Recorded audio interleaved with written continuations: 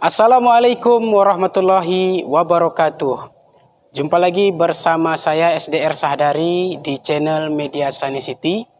Kali ini kita dalam program Ngobrol Santai bersama SDR Sahdari.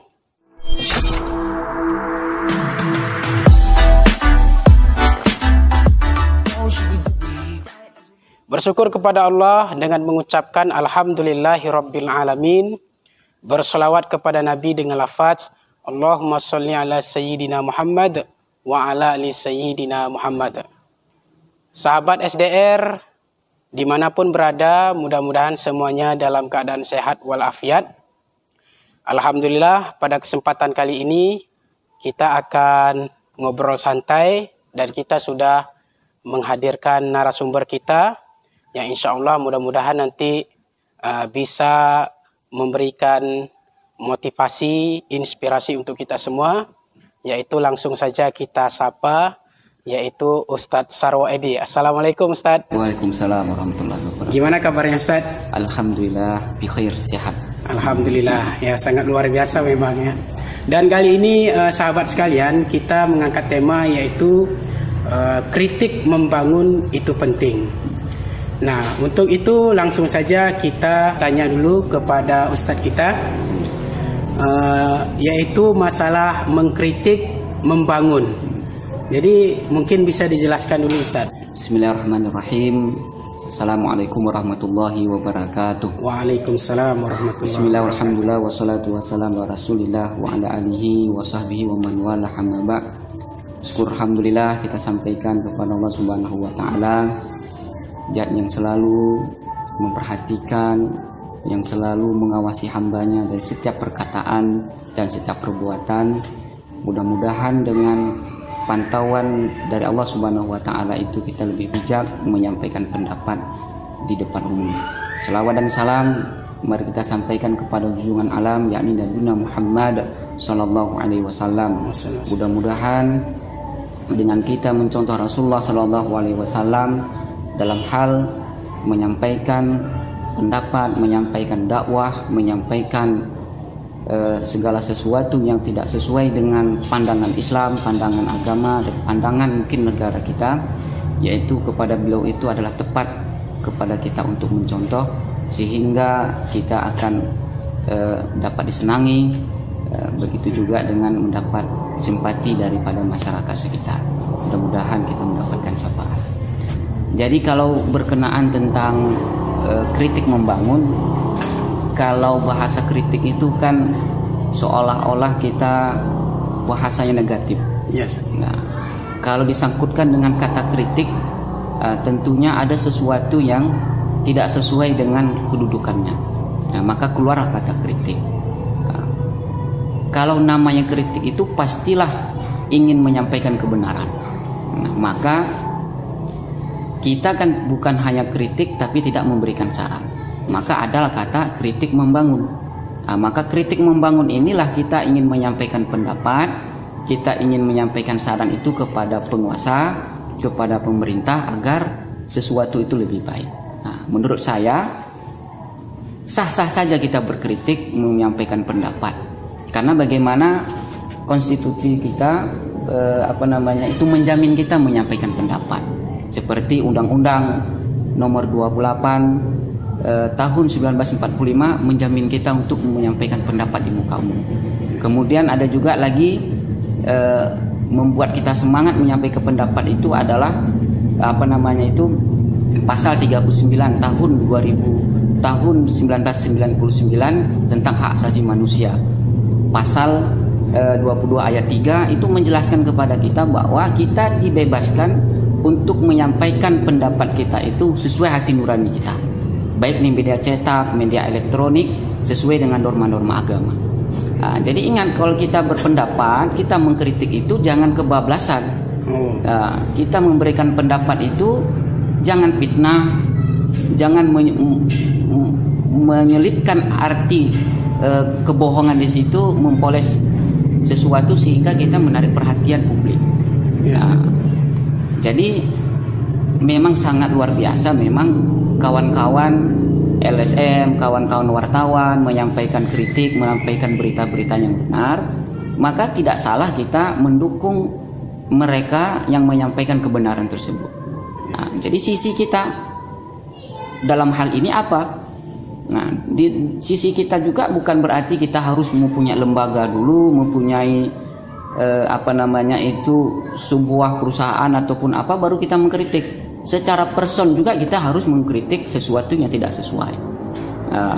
Maka dari sinilah ada semangat kita, terutama saya sering di media sosial itu menyampaikan kritikan-kritikan yang ringan, yang renyah. Sebenarnya itu kritikan-kritikannya itu celotehan-celotehan harian, tidak membahayakan, tidak ada unsur fitnah di situ, tidak ada unsur yang sehingga mengakibatkan orang lain terjatuh. Nah, tapi yang jelas kita menginginkan sesuatu yang tidak sesuai dengan kedudukannya itu kita dudukkan sesuai dengan porsinya. Ya, siapapun kita.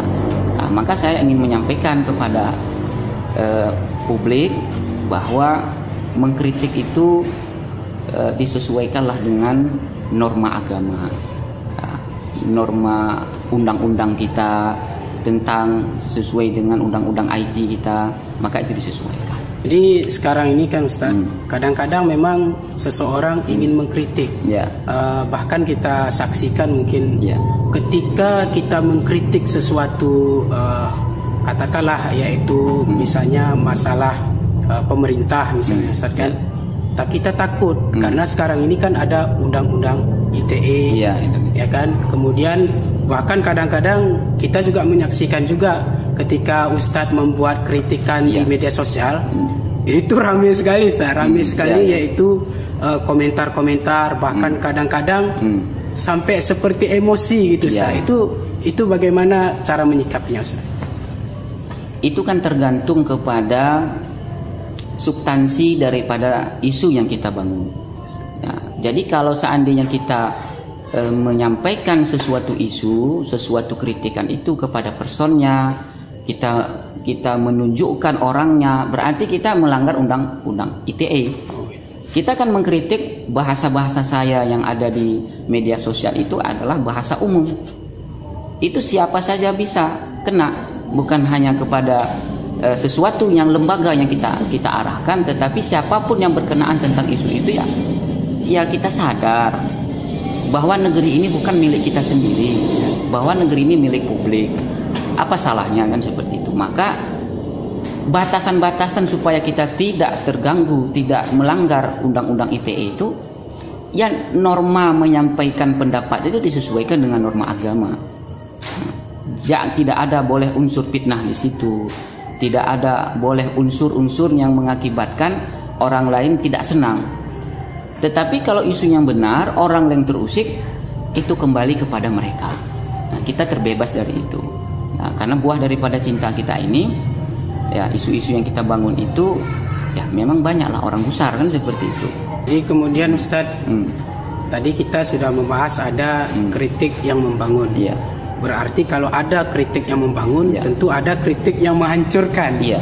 Itu bagaimana membedakannya kritik yang membangun dengan kritik yang justru menyudutkan misalnya gitu. Menurut hemat kami, yang dikatakan kritik untuk menyudutkan, kritik untuk menghancurkan itu, kita tanya selera kita. Kita mengkritik ini ada nggak embel-embel di belakang? Ada nggak kita ngambil manfaat dari isu yang kita bangun ini? Tapi alhamdulillah selama ini saya menyampaikan kritik di media sosial, malah itu tidak ada hal-hal yang mengakibatkan efeknya besar bagi saya, mengakibatkan dapat proyek besar, menantikan ini, mengejut sana. Nah, jadi kadang kritik itu kan ada orang niat sesuatu dikritiknya, kemudian ya mungkin ada mengharapkan sesuatu atas itu. Iya, jadi setelah mendapatkan sesuatu berhenti mengkritik. Nah, jadi kita memang tulus kita menyampaikan hal ini demi apa? Ya demi masyarakat, demi publik. Karena nggak mungkin kita hidup di tengah masyarakat itu mereka resah, mereka susah, tentunya berakibat kepada kita juga. Maka mulai dari inilah, niat dari yang tulus inilah kita menyampaikan kritik-kritik yang membangun, menyampaikan kepada penguasa, kepada pemerintah, kepada dinas-dinas terkait sesuatu yang mereka lakukan itu salah ataupun tidak benar. Dan juga kita terkadang bukan hanya sekedar mengkritik. Nah, kadang isu-isu yang kita bangun di medsos itu terkadang mengapresiasi keberhasilan daripada pemerintah, mengapresiasi, mendukung program pemerintah yang bagus, kita sampaikan juga. Nah, jadi terkadang saya itu kan yang tidak habis pikirnya, dikenalnya itu dengan kritik yang saja, kan gitu kan. Tetapi unsur yang kita mengapresiasi lembaga sesuatu, lembaga ini kita dukung, kita sebarkan, itu kadang tidak dilihat oleh orang.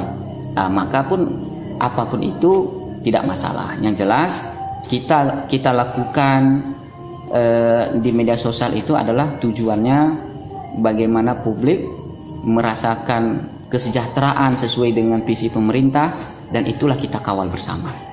Jadi kemudian Ustadz, selama Ustadz ini kan aktif, ya kan, dan mungkin kadang-kadang yang lebih diperhatikan itu kan kritikan. Ketika Ustadz mungkin memberikan apresiasi itu yang kadang-kadang tidak terlalu diperhatikan gitu. Tidak sama sekali, kadang itu tidak lihat orang. Nah, jumpa pun dengan mereka, kadang ini bahasa-bahasa mereka jumpa itu kan ini orang yang kritikus kan gitu.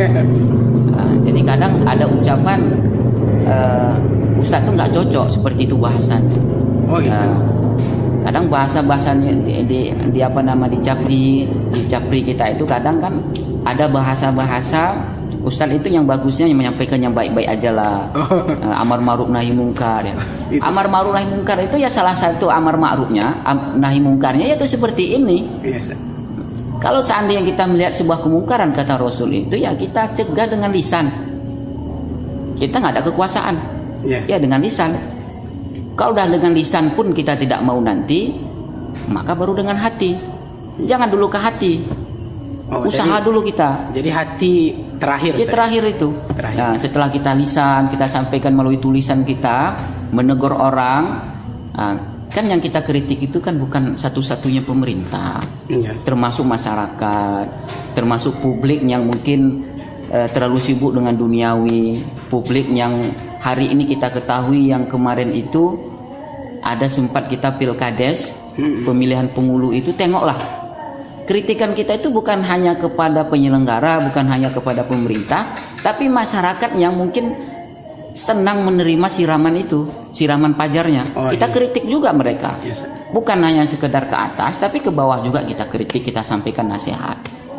Jadi terkadang ini yang tidak dilihat oleh publik. Kita didengar Ustadz kritikus kan itu kan. Ini dulu Ustadz ini dulu memang terkenalnya dari SMA juga seperti itu. Bukan masalah itu, bukan karakter. Kita melihat kemungkaran itu masa tidak sensitif meluruskan. Kalau kita normal sebagai manusia yang peduli dengan masyarakat, ya kita harus sampaikan kebenaran itu walaupun pahit. Itu kan perintah Rasul. Sampaikan sesuatu kebenaran itu walaupun pahit. Ya pahitnya terkadang apa yang saya rasakan ya, terkadang ada teguran, ada dapat telepon dari seseorang,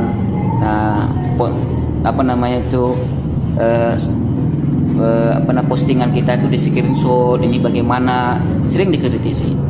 Tapi saya menyikap itu adalah suatu hal yang biasa.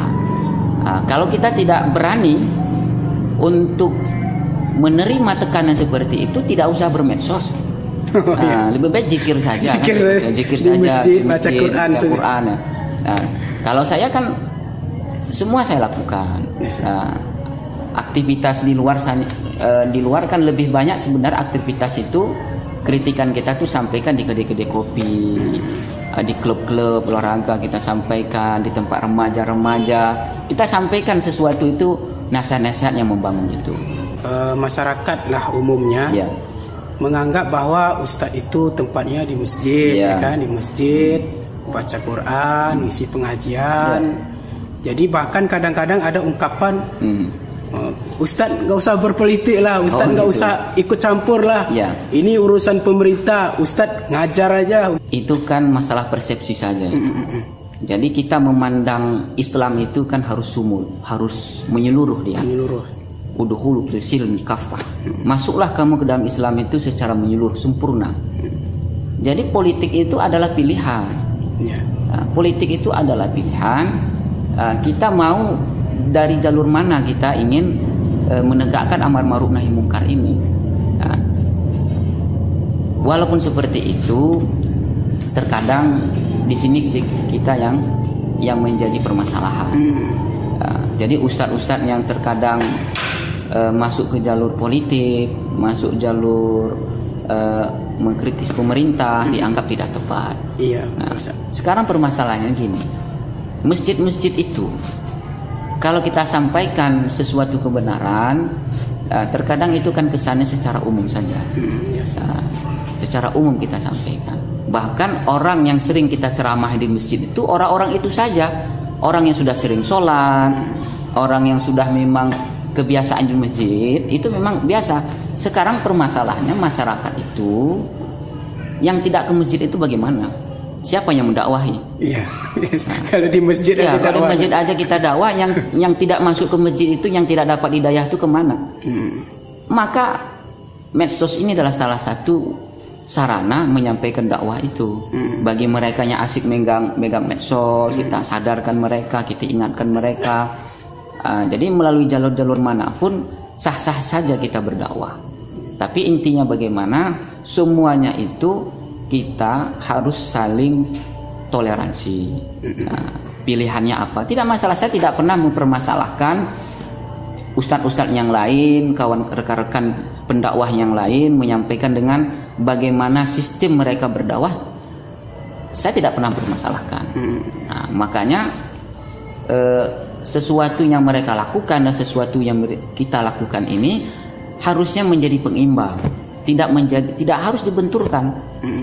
Kita boleh berdakwah melalui jalur politik, kemudian jalur pemerintahan, kemudian jalur medsos, media sosial, YouTube dan sebagainya, itu silakan. Nah, karena itu memang hari ini kita ini kan teknologi tambah maju, tambah berkembang. Nah, jadi kita manfaatkan sarana ini dengan memperhatikan undang-undang ITE. Nah, jangan sempat kita menyebarkan fitnah dan berita bohong, hoax dan sebagainya. Kemudian tadi Ustadz sempat menyampaikan bahwa ada kritik membangun, ada kritik yang ada udang di balik batu. Iya. Saya kan mengkritik tapi mencari sesuatu gitu. Iya. Jadi kira-kira selama Ustadz aktif mengkritik kinerja pemerintah atau kritikan yang lain, Iya. kira-kira pernah nggak Ustadz membuat kritikan lalu Ustadz dipanggil dan kemudian ditawarkan sesuatu bagaimana supaya Ustadz jangan mengkritik lagi itu Ustadz. Bagaimana Ustadz? Alhamdulillah sejauh ini ketika kita menyampaikan pandangan kita ke publik mengenai isu-isu yang mungkin sangat sensitif bagi pemerintahan, terkadang kita ditegur, dipanggil kan gitu, menghadap itu kan terkadang kita menyikapinya dengan dewasa lah. Ada sih kita dipanggil, bahkan menyampaikan dari teman dekat kenapa si Polan itu terlalu mengkritik. Bahkan hari ini sampai dengan bahasa-bahasa situ ada yang tidak mau ngomong baik dengan saya, tapi tidak masalah. Tapi kalau menawarkan sesuatu sudah jelas sampai hari ini belum ada yang menawarkan. Berarti belum ada ujian seperti itu. Belum ada ujian. Mudah-mudahan tidak ada sampai ujian tersebut. Nah, kira-kira kalau ada panggilan seperti itu, ada tawaran, bagaimana Ustaz? Apakah koyak? Bagaimana Ustaz? Insya Allah sejauh ini kita bermedsos ini kan bukan mencari bisnis kan gitu kan. Bukan mencari sesuatu yang bersifat duniawi. Tapi kita bermedsos ini menyampaikan kritikan-kritikan ringan itu adalah bagaimana itu sebagai kontribusi kita terhadap negeri ini. Kita tidak mau dicap menjadi manusia yang pasif, yang tidak peduli, yang apatis dengan melihat kemungkaran, tapi kita tidak menyampaikan, padahal kita mampu menyampaikannya, mampu menegur. Nah, mudah-mudahan kalau ada pun seandainya orang menawarkan seperti itu, kita insya Allah tidak akan mau bernegosiasi, tidak akan mau menerima sesuatu memang hal itu tidak sesuai dengan hati nurani kita. Itu jelas kita akan menolak. Nah, tapi dengan catatan kita juga tidak berhenti, tidak berhenti menyampaikan kebenaran itu walaupun pahit. Nah, terkadang ya dampak secara politisnya itu ada juga saya rasakan. Secara politis ada juga saya rasakan. Cuman itu tidak perlu saya sampaikan ke publik, cukup saya sajalah merasakan itu. Tapi yang jelas ada sebuah kenikmatan ketika kita menyampaikan sesuatu, orang memperhitungkan kritikan kita, itu ada kepuasan.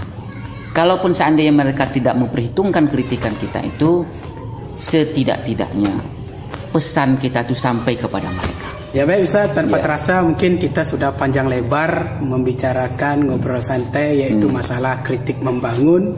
Mungkin untuk sebagai closing Ustaz, yang ingin saya sampaikan adalah satu, apapun keganjilan yang kita lihat di masyarakat itu adalah menjadi hal sesuatu yang sensitif, yang harus kita sampaikan, yang harus kita tegur, yang harus kita luruskan. Begitu juga dengan mengkritik.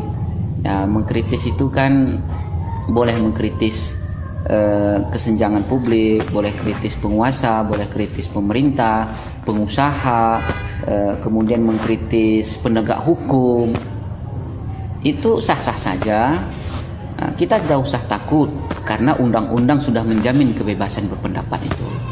Seperti di awal-awal tadi sudah saya sebutkan, Undang-Undang Nomor 28 1945, dan kemudian Undang-Undang Nomor 39 tahun 1999 tentang hak asasi manusia, pasal 22 ayat 3 tentang kebebasan berpendapat, menyebarluaskannya sesuai dengan hati nurani. Dengan catatan hati nurani, tidak boleh dengan nafsu ataupun fitnah. Sampaikan saja dengan menjaga batas-batasan norma agama, kemudian menjaga batas-batasan undang-undang ITE. Jangan sempat kita menyebarkan, mengkritik dengan fitnah, dengan berita hoax, dengan ingin mendapatkan sesuatu, itu jangan. Maka kita bersama-sama silahkan pemerintah menyediakan sarana seperti ini, media sosial yang ada di negeri ini yang belum yang mungkin bebas kita gunakan untuk berpendapat, kita manfaatkan sarana ini untuk kebaikan. Jangan kita salah gunakan sarana yang disediakan ini untuk kesalahan ataupun mengakibatkan kita menjadi anak bangsa ini pecah belah.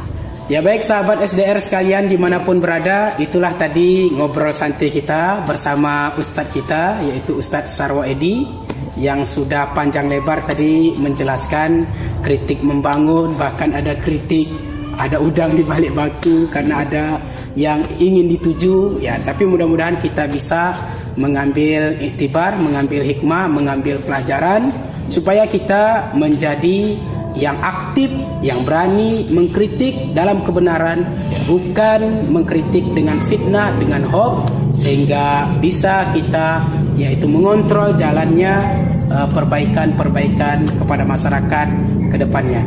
Terima kasih. Insya Allah mudah-mudahan kita jumpa lagi di video berikutnya, tentunya di channel Media Chanicity bersama saya SDR Sahdari. Wassalamualaikum warahmatullahi wabarakatuh. Waalaikumsalam warahmatullahi wabarakatuh.